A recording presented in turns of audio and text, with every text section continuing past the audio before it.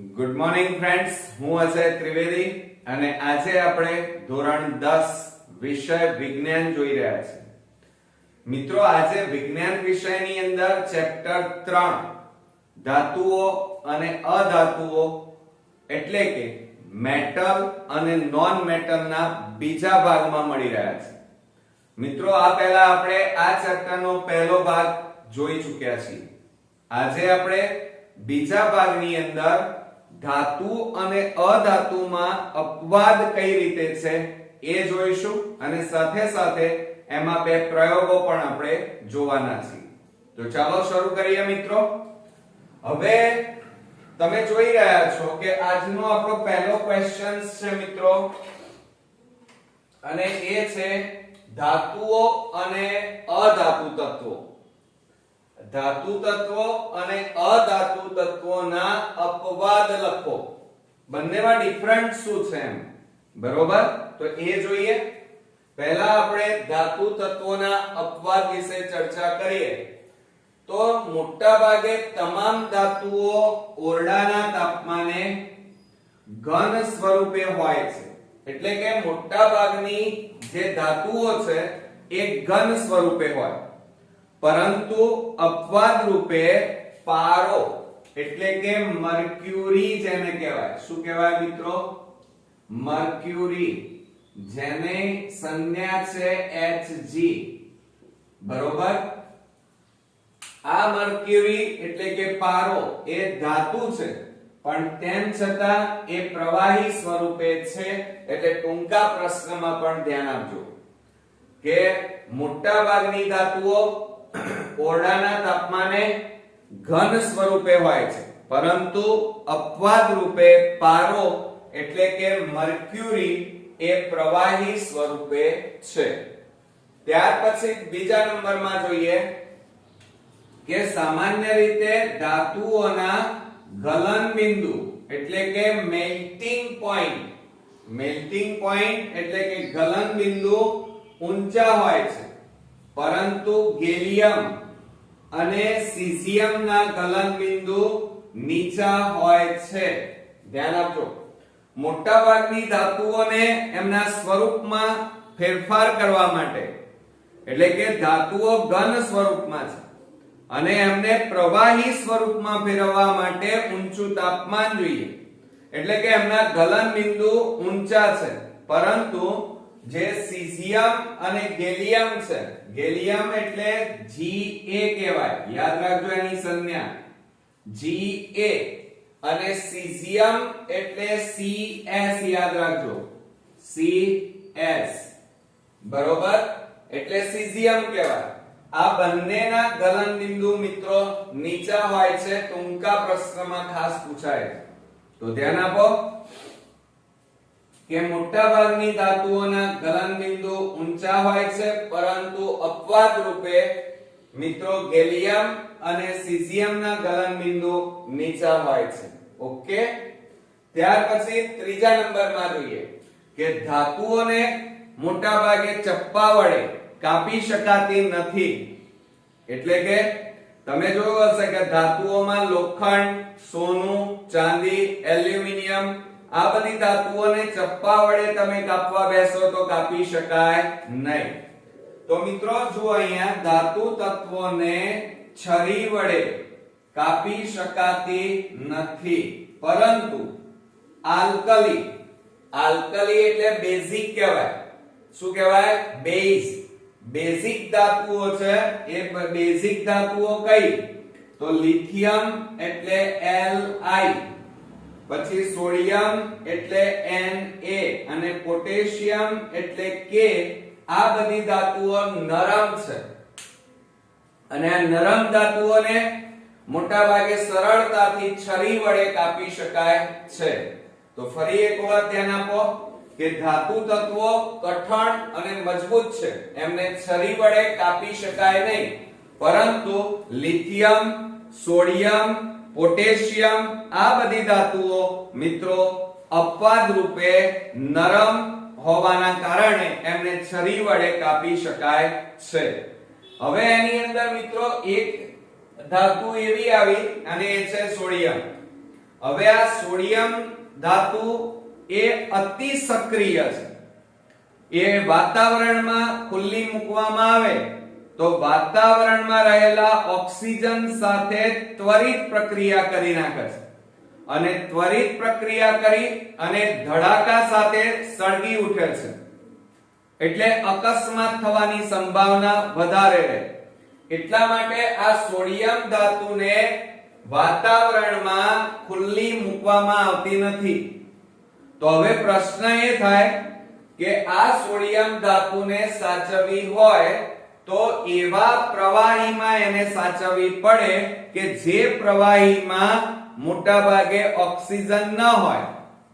હવે તમે જાણો છો કે તમે એમ કહેશો કે સર પાણીમાં સાચવીએ, પાણી એટલે H2O કહેવાય, પણ પાણીના બંધારણમાં ઓક્સિજન છે. એટલા માટે પાણીની અંદર આ સોડિયમને રાખવા જઈએ તો એ આ ઓક્સિજન સાથે પ્રક્રિયા કરી અને સળગી ઉઠે છે. એટલે પાણીમાં ન રાખી શકાય. તો હવે આપણે આ સોડિયમને સાચવવી હોય તો કેરોસીન નામના પ્રવાહીમાં, તમે જાણો છો કેરોસીનની અંદર એને રાખવામાં આવે છે. અને આપણે જાણીએ છીએ કે કેરોસીનના બંધારણમાં ઓક્સિજન હોતું નથી. ક્લિયર મિત્રો? તો આ બરોબર ધ્યાન રાખજો કે સોડિયમ ધાતુને વાતાવરણમાં ખુલ્લો મૂકતા વાતાવરણના ઓક્સિજન સાથે પ્રક્રિયા કરી અને સળગી ઉઠે છે. ધડાકા સાથે સળગી ઉઠે છે અને એટલા માટે અકસ્માત સર્જાય. આવું ન થાય એટલે સોડિયમ ધાતુને લાંબા સમય સુધી પ્રયોગશાળામાં સાચવવા માટે એને કેરોસીનની અંદર સાચવવામાં આવે છે કે જ્યાં એને ઓક્સિજન મળતો નથી. એટલે આ વાત થઈ મિત્રો ધાતુ તત્વોના અપવાદની વાત કરી. હવે આપણે અધાતુના અપવાદ વિશે વાત કરીએ. તો સામાન્ય રીતે અધાતુ તત્વો છે ને એ મોટા ભાગે ઘન કે વાયુ સ્વરૂપે હોય. યાદ રાખજો, અધાતુ તત્વો ઘન કે વાયુ સ્વરૂપે હોય, પરંતુ બ્રોમિન, આ બ્રોમિન તત્વ એવું છે કે એ પ્રવાહી સ્વરૂપે હોય છે. બ્રોમિન એટલે Br કહેવાય. શું કહેવાય? Br. તો યાદ રાખજો કે સામાન્ય રીતે અધાતુ તત્વો ઘન કે વાયુ સ્વરૂપે હોય, પરંતુ બ્રોમિન એ પ્રવાહી સ્વરૂપે અપવાદ રૂપે છે. ઓકે, આ ટૂંકા પ્રશ્નમાં યાદ રાખજો. સામાન્ય રીતે અધાતુ તત્વો ચળકાટ ધરાવતા નથી. જો આ જે ધાતુઓ છે એ ચળકાટ ધરાવે, પરંતુ અધાતુઓને ચળકાટ હોતો નથી, ચમક હોતી નથી. પરંતુ અપવાદ રૂપે આયોડિન તત્વ, યાદ રાખજો, I એટલે આયોડિન. આયોડિન એક એવું અધાતુ તત્વ છે કે જે ચળકાટ ધરાવે છે. તો ખબર પડી ગઈ કે સામાન્ય રીતે અધાતુ તત્વો ચળકાટ ધરાવતા નથી, પરંતુ આયોડિન તત્વ અધાતુ હોવા છતાં એ ચળકાટ ધરાવે છે. બરોબર? ત્યાર પછી આપણે અધાતુની વાત કરીએ. ધાતુઓના ગલન બિંદુ ઊંચા હોય તો અધાતુ તત્વોના ગલન બિંદુ હંમેશા કેવા હોય? નીચા હોય. બરોબર? યાદ રાખજો કે ધાતુ તત્વોના ગલન બિંદુ કેવા હોય? ઊંચા. જ્યારે અધાતુ તત્વોના ગલન બિંદુ નીચા હોય, પરંતુ ધ્યાન રાખજો કાર્બનના અપર રૂપ એટલે કાર્બનના બે સ્વરૂપ તમે 8મા ધોરણમાં ભણી ચૂક્યા છો, અને એ છે મિત્રો હીરો અને ગ્રેફાઇટ. તો આ હીરો જે છે એ કાર્બનનું સ્વરૂપ છે, અને આ કાર્બનના અપર રૂપ હીરાનું ગલન બિંદુ ખૂબ જ ઊંચું હોય છે. યાદ રાખજો આ ટૂંકા પ્રશ્નમાં. આમ તો અધાતુ તત્વો છે એમના ગલન બિંદુ કેવા હોય? નીચા. પરંતુ હીરો એક એવો છે કે જે કાર્બનનું સ્વરૂપ છે અને એ હીરાને તમારે ઓગાળવો હોય તો ઊંચી ઉષ્મા જોઈએ, ઊંચી ગરમી જોઈએ, એટલે એનું ગલન બિંદુ કેવું જાય? ઊંચું. Okay, clear? અચ્છા, હવે ત્યાર પછી લાસ્ટમાં જોઈએ કે અધાતુ તત્વો સામાન્ય રીતે વિદ્યુતનું વહન કરતા નથી, એટલે કે વિદ્યુતના અવાહક છે.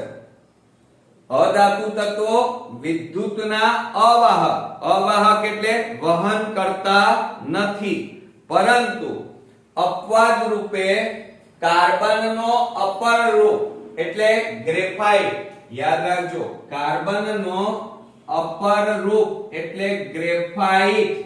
ગ્રેફાઇટ એટલે કોલસો, ગ્રેફાઇટ એટલે પેન્સિલની કાળા કલરની અણી, બરોબર? તો એ ગ્રેફાઇટ છે એ વિદ્યુતનું વહન કરે છે, બરોબર? તો એ વિદ્યુતના કેવા છે મિત્રો? સુવાહક છે.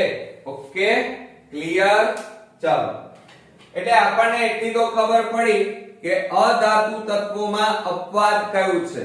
તો ફરી એક વાર નજર મારી લઈએ તો અધાતુ તત્વો સામાન્ય રીતે ઘન કે વાયુ સ્વરૂપે હોય, પરંતુ અપવાદ રૂપે બ્રોમીન તત્વ પ્રવાહી સ્વરૂપે છે. આ બધા ટૂંકા પ્રશ્નમાં પણ યાદ રાખજો.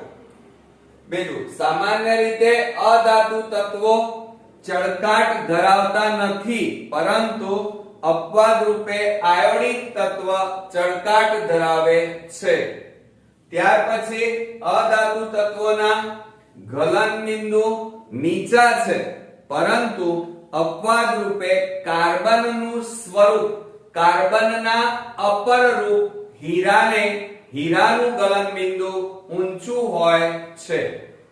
ત્યાર પછી લાસ્ટમાં કે અધાતુ તત્વોના જે અધાતુ તત્વો છે એ વિદ્યુતના અવાહક છે, એટલે કે અધાતુ તત્વો વિદ્યુતનું વહન કરતા નથી, પરંતુ અપવાદ રૂપે રેર કેસમાં કાર્બનનું અપર રૂપ એટલે કે ગ્રેફાઇટ, અને આ ગ્રેફાઇટ વિદ્યુતનું વહન કરે છે, એટલે કે વિદ્યુતના સુવાહક છે. ક્લિયર મિત્રો? તો આ થયા આપણા ધાતુ તત્વો અને અધાતુ તત્વોમાં અપવાદ લખ્યા, જે આપણને થિયરીમાં 3 માર્ક્સની થિયરીમાં સાથે સાથે ટૂંકા પ્રશ્ન માટે પણ આ પ્રશ્ન આપણા માટે ખૂબ જ અગત્યનો છે.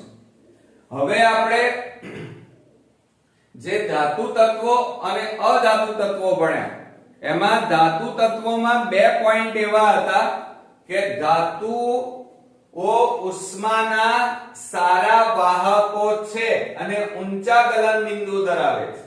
એ સાબિત કરતો પ્રયોગ આપણે જોવાના છીએ, એટલે કે પ્રયોગ દ્વારા આપણે સાબિત કરીશું કે ધાતુ તત્વો ઉષ્મા અને વિદ્યુતનું વહન કરે છે અને સાથે સાથે એના ગલન બિંદુ ઊંચા છે.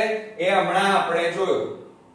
હવે ધાતુ તત્વોમાં સામાન્ય રીતે આપણે જાણીએ છીએ મિત્રો કે ધાતુ તત્વોમાં એક તો તાંબુ એટલે કોપર, પછી એલ્યુમિનિયમ, પછી સોનું, બરોબર, પછી તે ઉપરાંત ચાંદી એટલે સિલ્વર અને લોખંડ, આ બધી ધાતુઓ છે, બરોબર, અને એ ઉષ્માનું વહન કરે છે. તો કેવી રીતે કરે છે એ આપણે જોઈએ. તો તમે આકૃતિ જોઈ રહ્યા છો, અહીંયા સ્ટેન્ડ છે અને સ્ટેન્ડ ઉપર કોઈ પણ ધાતુનો તાર આપણે સળિયો લીધો છે. તો આપણે અહીંયા આ એલ્યુમિનિયમ પણ લઈ શકાય, કોપર એટલે આપણે અહીંયા તાંબાનો સળિયો અહીંયા સ્ટેન્ડ ઉપર ગોઠવ્યો છે. હવે આ સળિયો અત્યારે એકદમ ઠંડો છે. હવે એની ઉપર મીણના ટપકા પાડ્યા, આ રીતે છૂટા છૂટા ટપકા પાડ્યા, અને જેવા ટપકા પડે એટલે તરત એમાં ટાંકણી એમાં મૂકી દેવાની, એટલે મીણ ઠંડુ પડે એટલે આ રીતે ટાંકણીઓ એને ચોંટી જશે. બરોબર, ખ્યાલ આવ્યો ને મિત્રો? હવે તમારે શું કરવાનું? આટલું કર્યા પછી તમારે બર્નરની મદદથી ધાતુનો એક છેડો ગરમ કરવાનું શરૂ કરો અને પછી આ ટાંકણીઓમાં શું જોવા મળે છે એ તમારે અવલોકન કરવાનું છે.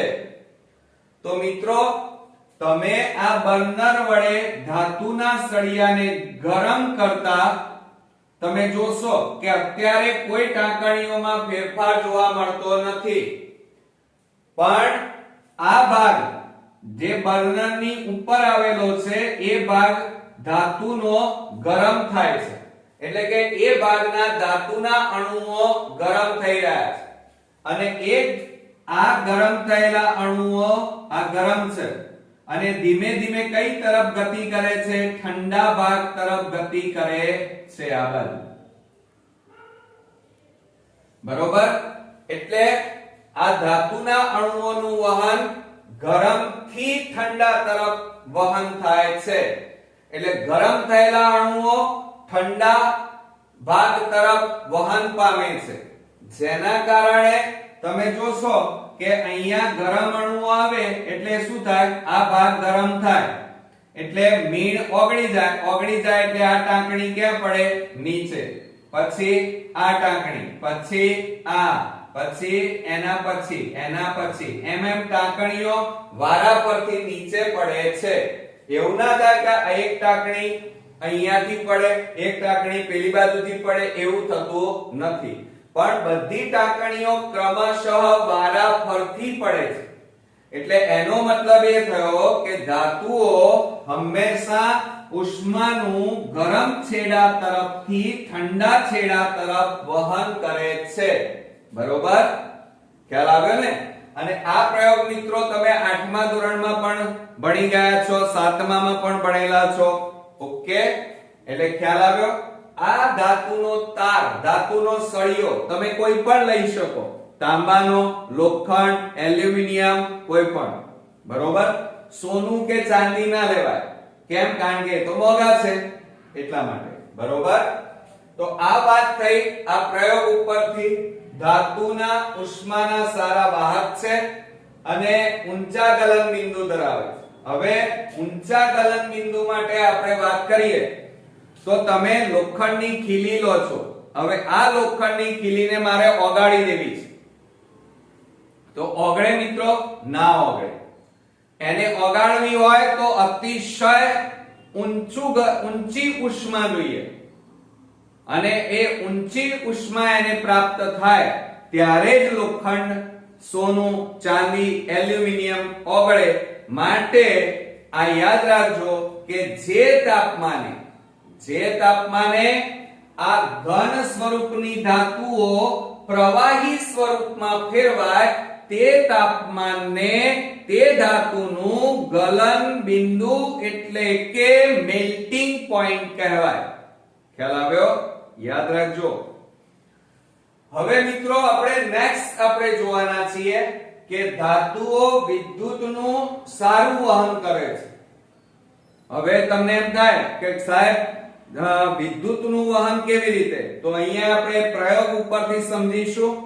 દાખલા તરીકે કોપર, અત્યારે તમને ખબર છે કે તમારા ઘરમાં વિદ્યુતના જેટલા વાયરો છે એ બધામાં તાંબાના તાર છે અને તાંબાના તારની આજુબાજુ પ્લાસ્ટિકનું આવરણ લગાડેલું છે.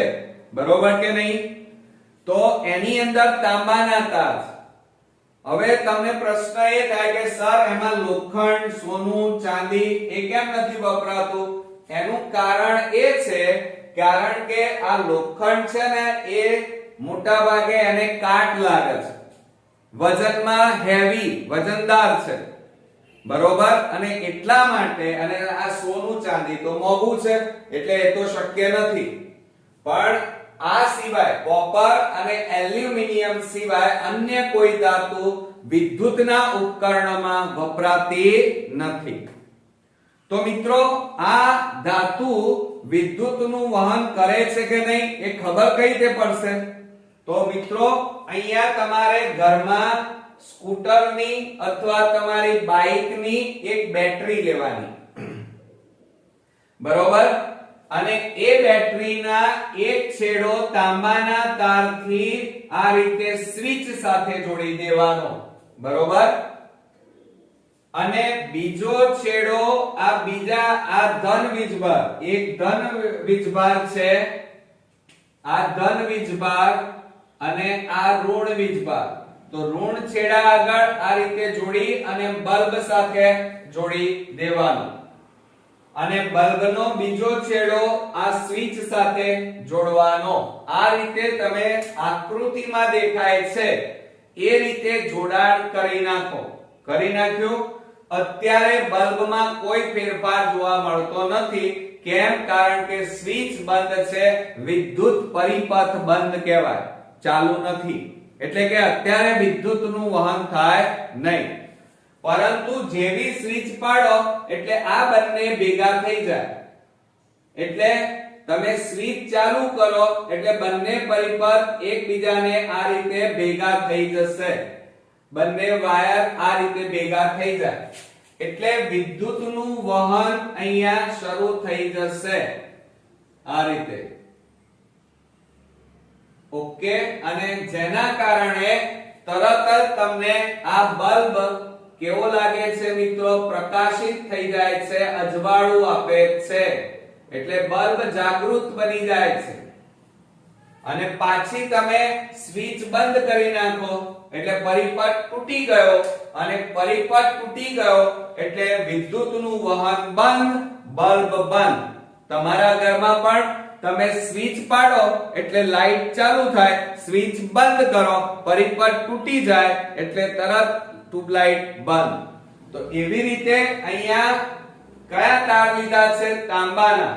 એટલે આ પ્રયોગ ઉપરથી એવું નક્કી કરી શકાય કે તાંબાનો તાર એ ધાતુ છે, માટે ધાતુ ઉષ્માનું અને સાથે સાથે વિદ્યુતનું વહન કરે છે. ઓકે મિત્રો, આ સિવાય બીજો એક પ્રયોગની વાત કરીએ. જો ઘરમાં કરવો હોય તમારે તો તમારા ઘરે પેન્સિલ પાવર હશે, ઘરમાં પેન્સિલ પાવર હશે. એ પાવર તમે આ રીતે પાવર છે, બરોબર. હવે તમારે શું કરવાનું? વાયર લેવાનો, તાંબાનો તાર, એનો એક છેડો અહીંયા લગાડી દેવાનો.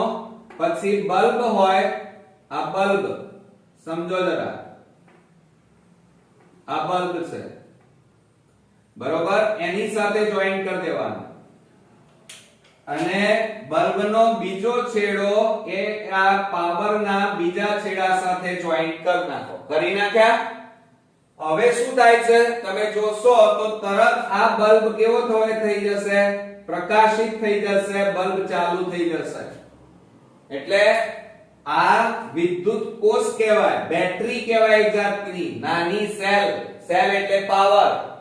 તો આ પાવર માં તાંબાનો તાર જોઈન્ટ કર્યો તો વિદ્યુતનું વહન થવાથી બલ્બ પ્રકાશિત થયો. એટલે એનો મતલબ એ થયો કે ધાતુ વિદ્યુતનું વહન કરે છે. ઓકે મિત્રો, ખ્યાલ આવ્યો ને? અચ્છા, આ ઉપરાંત આ ચેપ્ટર તમે જેમ જેમ ભણતા જશો એની અંદર થિયરી તમને કદાચ સારી રીતે આવડશે, પરંતુ મિત્રો એની અંદર વિભાગ A ની અંદર જે અતિ ટૂંકા પ્રશ્નો, જોડકા, ખરા ખોટા, ખાલી જગ્યાઓ પૂછાય છે એના માટે મિત્રો અલગ અલગ બુકો ફેરવાની કોઈ જરૂર નથી, કારણ કે કોઈ પણ અન્ય મેગેઝિનમાંથી પૂછાતું નથી, પરંતુ ટેક્સ્ટ બુકમાંથી જ તૈયારી કરવાની. અને એના માટે હું અલગ અલગ દરેક વિડિયોમાં અતિ ટૂંકા પ્રશ્નોની પણ ચર્ચા કરીશ, જે તમારે નોટ ડાઉન કરી અને લખી દેવાના અને તૈયાર કરી દેવાના. તો મિત્રો આપણે જાણીએ છીએ કે આ ધાતુઓ છે, તમે બોર્ડ ઉપર જોઈ રહ્યા છો, કોપર, એલ્યુમિનિયમ, સોનું, લોખંડ, ચાંદી. હવે આ બધી જ ધાતુઓ છે, એમાં સૌથી વધારે તણાવપણાનો ગુણધર્મ કોણ ધરાવે છે? તણાવ એટલે વધારે ખેંચી અને લાંબામાં લાંબો તાર ખેંચી શકાય એવી ધાતુ કઈ? તો યાદ રાખજો, સોનું. બરોબર. તો 1 ગ્રામ સોનાને તમે ખેંચીને તાર બનાવો તો 2 કિલોમીટર લાંબો તાર ખેંચી શકાય. એટલે યાદ રાખજો બરોબર કે સોનું વધુ તનનીય એટલે કે તણાવપણાનો ગુણધર્મ ધરાવે છે. ઓકે. અને આ ઉપરાંત મિત્રો બીજું યાદ રાખો કે 1 ગ્રામ સોનાને 2 કિલોમીટર લંબાઈના તારમાં ફેરવી શકાય છે. એટલે કે 1 ગ્રામ સોનામાંથી 2 કિલોમીટર લાંબો તાર બનાવી શકાય છે. બીજું આ ઉપરાંત આ તમે વિદ્યુતનું વહન કરતો જે તાંબાના તાર એલ્યુમિનિયમના તાર હોય એની આજુબાજુ પ્લાસ્ટિકનું આવરણ હોય છે. તમે ઘરે વાયર જોજો. હવે વાયર એટલે પ્લાસ્ટિક એટલે શું? તો યાદ રાખજો એ પીવીસી નું પડ લગાડેલું હોય છે. શેનું પડ લગાડેલું હોય છે? પીવીસી નું. તો વિદ્યુત તાર પર પીવીસી નું પડ લગાડેલું હોય છે. બીજું મિત્રો હવે ધ્યાન આપો બરોબર કે પીવીસી પીવીસી એટલે શું? તો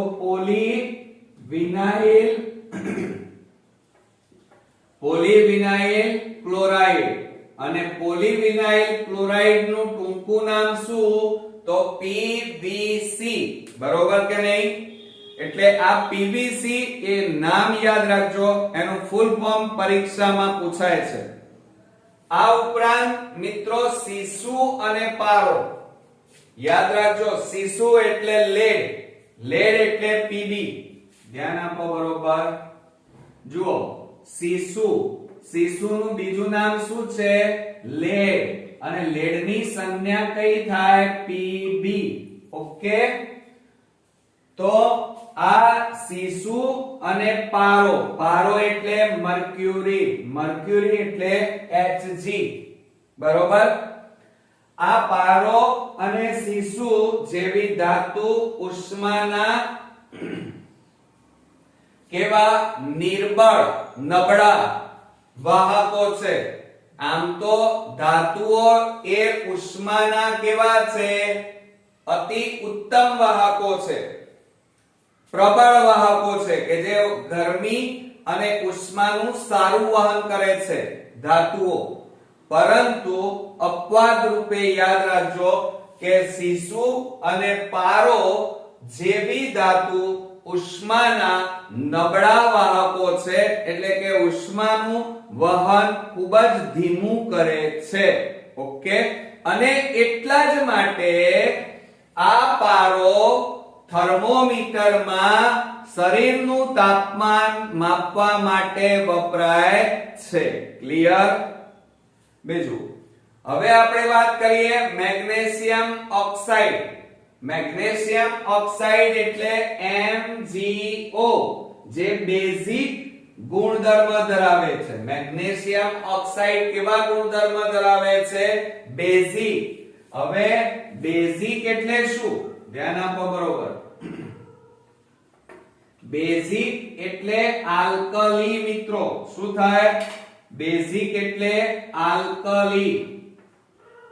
બરોબર. એટલે આલ્કલી ગુણધર્મ ધરાવે છે. અને લાસ્ટમાં ધાતુની ઓક્સિજન સાથે પ્રક્રિયા કરતા ધાતુના ઓક્સાઇડ મળે છે.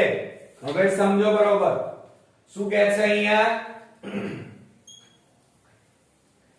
કે અહીંયા સમીકરણ યાદ રાખજો. આ સૂત્ર કહેવાય. જેમ મેથ્સ ની અંદર સૂત્રો છે એવી રીતે અહીંયા સમીકરણ બનાવવા માટે આપણે સૂત્ર યાદ રાખવા પડશે કે ધાતુની શેની સાથે? ઓક્સિજન સાથે પ્રક્રિયા કરતા રાસાયણિક પ્રક્રિયા થતા ધાતુના ઓક્સાઇડ બને છે.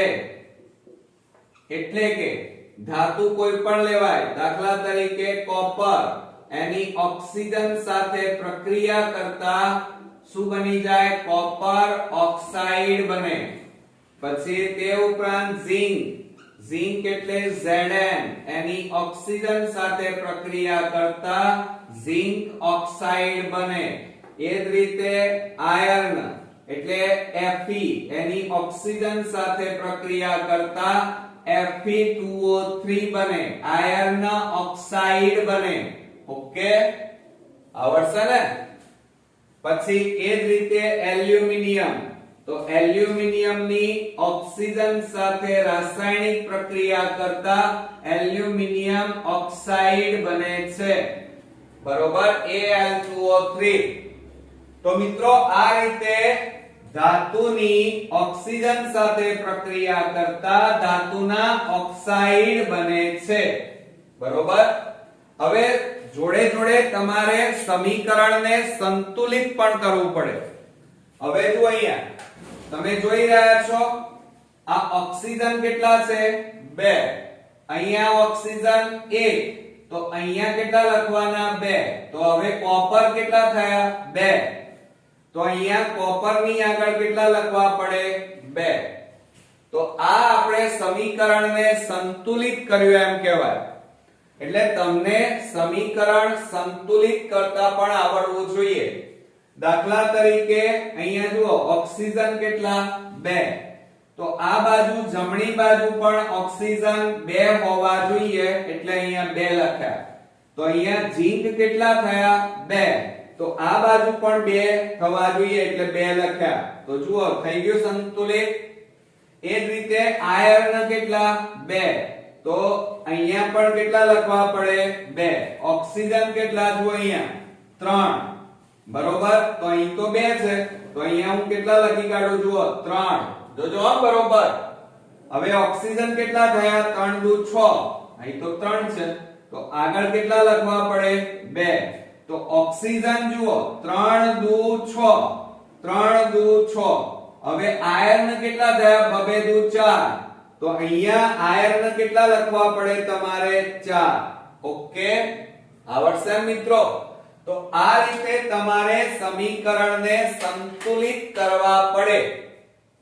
બરોબર, આમ તો તમને જો મારા પહેલા ચેપ્ટર અને બીજા ચેપ્ટરના બધા વિડિયો જો તમે જોયા હશે તો તમને આ સમીકરણ સંતુલિત કરતા તો આવડવાનું જ છે. બરોબર, અને કદાચ જો ન જોયા હોય તો મિત્રો જરૂરથી જોઈ લેજો, જેથી કરીને આ રસાયણ વિજ્ઞાનના 5 ચેપ્ટરો તમને તૈયાર કરવામાં, સમજવામાં ખૂબ જ સરળતા રહેશે. એટલે કે હાર્ડ નહીં લાગે અને તમારે આ 5 ચેપ્ટરો ગોખવા નહીં પડે. બરોબર કે નહીં મિત્રો? તો નેક્સ્ટ ભાગની અંદર આપણે ધાતુ અને અધાતુના રાસાયણિક ગુણધર્મો વિશે ચર્ચા કરવાના છીએ અને એ વિડિયો ખૂબ જ અગત્યનો બનશે. તો મિત્રો ચૂકતા નહીં. તો ફરી મળીએ, ત્યાં સુધી ગુડ નાઇટ મિત્રો.